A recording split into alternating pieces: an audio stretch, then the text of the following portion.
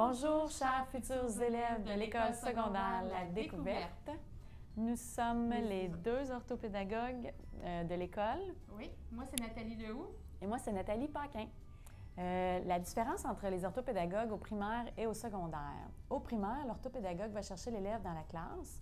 Au secondaire, l'orthopédagogue fait ça à la première étape, mais dès la deuxième étape, c'est l'élève qui est responsable de prendre ses rendez-vous lui-même. Le rôle d'orthopédagogue au secondaire est d'accompagner l'élève dans ses difficultés, puis l'élève, lui, a la responsabilité de bien connaître ses besoins et de les exprimer à son enseignante, puis aussi à son orthopédagogue.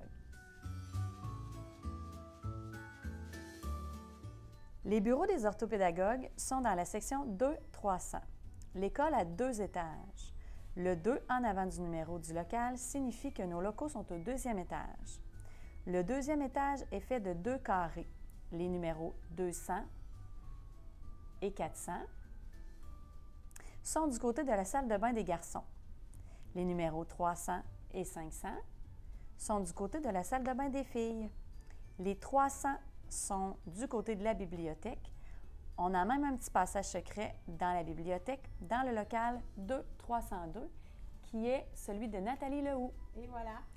L'autre local au bout du corridor, près de l'imprimante, le 2308, c'est celui de Nathalie Paquin.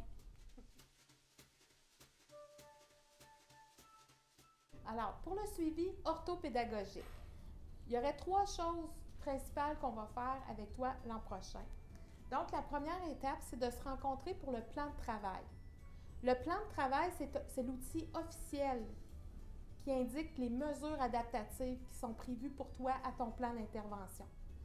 Donc, ça va être important de toujours la placer dans ton agenda pour la voir parce que les enseignants vont avoir un tableau qui va leur indiquer les mesures de chaque élève, mais des fois, ils peuvent l'oublier. Donc, c'est important de leur rappeler, regarde, j'ai 1/3 du temps. On ne le demande poliment, hein? On dit toujours, j'aimerais vous, tu sais, pour que l'enseignant se sente bien par rapport à ça. Donc, dans le plan de travail, ça nous indique aussi les matières. Donc, on peut savoir si tu utilises ton portable en français, en anglais, en mathématiques, en géo, en histoire, en sciences ou en ECR. Donc, ça, ce n'est pas nécessairement dans toutes les matières que tu l'utilises. C'est ici, avec ce plan de travail-là, qui va nous indiquer comment on va l'utiliser. Alors, lors de la première étape, ce qu'on doit s'assurer, c'est que les élèves soient en mesure d'utiliser leurs outils en classe. Donc, ce que je vais faire avec les élèves, ce qu'on va faire, c'est qu'on va les rencontrer pour les matières de français-anglais, pour s'assurer qu'ils soient capables d'utiliser les cahiers PDF, parce que tous les cahiers et les manuels scolaires vont être insérés dans une équipe Teams. Donc, si tu as besoin de tes documents, ils vont tous être là, tu vas pouvoir aller les écouter, tu vas pouvoir écrire dedans. Ça va être vraiment prêt pour ça. Puis ensuite, ce qu'on fait, on s'assure que tu connais les 2 outils, les 2 applications principales qui ont la synthèse vocale et la prédiction de mots, soit WordQ et Lexibar. Jusqu'à présent, tu as beaucoup travaillé avec Lexibar, puis au secondaire, on a une licence école qui nous permet de travailler avec WordQ. Donc, des fois, Lexibar ne fonctionne pas, bien, on a un petit dépannage avec WordQ. On y va, on peut comme ça se dépanner puis être autonome avec tous ces outils-là. Ça, c'est pour la première étape. Pour la 2e et la 3e étape en orthopédagogie, ce qu'on propose, c'est tout d'abord de vérifier avec l'enseignant le référentiel en lecture et en mathématiques. L'enseignant va cibler les élèves qui ont des difficultés dans ces matières, puis le programme RAI, qu'on appelle, mais c'est réponse à l'intervention, va s'instaurer dans le service orthopédagogique pour aider les élèves qui ont des difficultés. Par la suite, on va vérifier les stratégies d'écriture. Il y a des élèves qui, malgré le fait qu'ils ont des outils, les difficultés persistent. Des fois, on ajoute antidote pour travailler la structure de phrases, les ponctuations, les accords dans les groupes du nom, puis la conjugaison des verbes. Après tout ça, quand tout ça est bien installé, s'il y a encore des objectifs personnels à travailler, souvent j'ai une petite feuille là, qui nous permet de vérifier là, ce que je peux proposer pour aider l'élève. On va se donner des rendez-vous personnels pour les objectifs personnels. Habituellement, les rencontres sont en sous-groupe de 3 élèves, 1 ou 3 élèves. Là. Habituellement, on essaie de garder ça comme ça. Puis, s'il y a juste un élève, c'est ça, les rencontres, habituellement, c'est dans les cours de ECR, Histoire, Géo, Sciences, Arts et Musique. Donc, on essaie de ne pas manquer des cours de français, maths, anglais. On se concentre sur les autres matières. Quand tu vas avoir ton rendez-vous, si c'est en groupe, comme je t'ai parlé, c'est moi qui vais prévenir l'enseignant. Donc, tu n'auras pas à te soucier de tes rendez-vous. Par contre, si on commence à avoir des rendez-vous personnels, tu vas être responsable de te présenter avec un billet de rendez-vous. Alors ça, habituellement, quand je rencontre les élèves, on écrit dessus, là, ça l'écrit sur 3 copies. Et tu remets la copie blanche à ton enseignant, tu gardes la copie jaune, puis moi, j'ai la copie rose. Donc, à ce moment-là, ça te permet de circuler dans l'école et tu dois demander la permission à l'enseignant 48 heures à l'avance. Donc, c'est ça pour le suivi orthopédagogique au secondaire.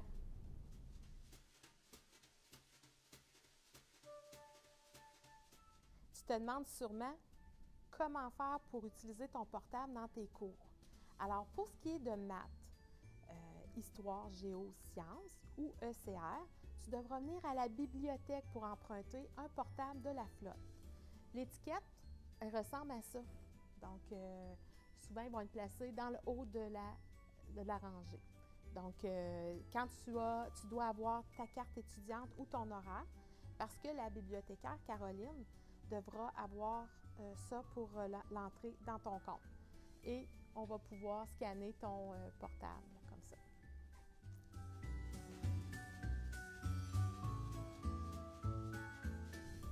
Alors, ce que je te présente actuellement, ce sont des livres audio. C'est présenté sous un MP3. Avec le MP3, tu peux écouter l'histoire. Ce qui est intéressant, c'est qu'on va te prêter le livre et le MP3. Donc, quand tu vas partir l'histoire, tu vas pouvoir la suivre dans ton cahier. Je vais te faire écouter un petit peu la voix pour que tu vois. Là. Ce monsieur fauteux. Lorsqu'il part enfin avec sa camionnette, je me précipite vers mes parents. Papa, c'est lui, il a voulu tuer les animaux. Il a voulu me tuer. Voyons, qu'est-ce que tu racontes là, rigole mon père de sa grosse voix. Alors, comme tu peux voir, il y a de l'expression, c'est intéressant. À la bibliothèque, ici, on a 90 livres. Donc, tu peux le demander à la personne qui travaille ici, Caroline. Elle va pouvoir te présenter les livres. Alors, il y en a qui sont dans tabous. Hein, ceux-là, c'est des tabous. Il y a des zèbres. Il y a des... ça, c'est la collection zèbres. Hackeboy. Alors, tu as plusieurs collections comme ça qui vont être disponibles. C'est la faute à Patrick Roy. Les Félix Vortan. Plusieurs... les chérubes. Les Léonis, très, très intéressants. Métamorphose. Alors, tu vas sûrement en avoir un qui va t'intéresser.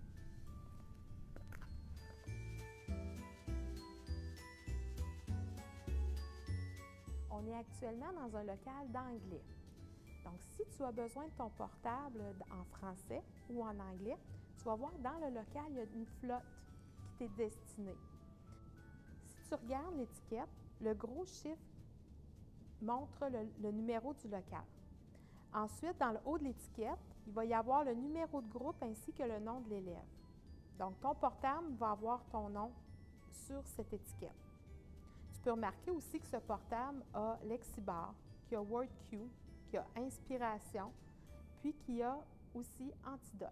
Donc, c'est une façon rapide de voir ce qu'il y a à l'intérieur du portable, puis les élèves qui vont le partager.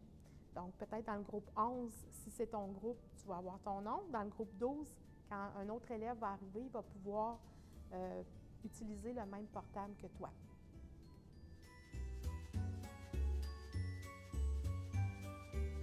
Pour les examens, les enseignants placent le document sur une clé USB qui est fournie par l'école.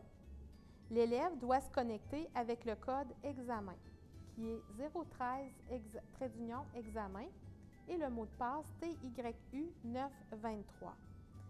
Cela permet de bloquer Internet et l'accès au répertoire U. Cela permet d'éviter la tricherie. Pense que lorsque tu es en maths, en sciences ou en histoire, l'enseignant ne se rappelle pas toujours que tu as un portable parce qu'il ne te voit pas l'utiliser. Donc, quand il te dit que tu as un examen, rappelle-lui, je vais avoir besoin d'une clé USB parce que je fais mon examen avec le portable. L'élève au secondaire est responsable de nommer ses besoins.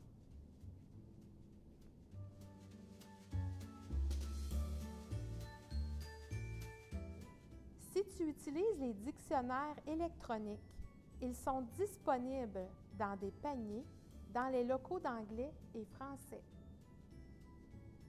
As-tu lu trop fort? Eh bien, j'espère que vous avez apprécié notre petite visite virtuelle de l'école. Alors, si jamais vous avez des questions, on a pour vous une feuille qui a toute l'information importante qui vous sera remise par votre enseignante ou votre orthopédagogue lors de la visite virtuelle dont vous aurez droit. Merci.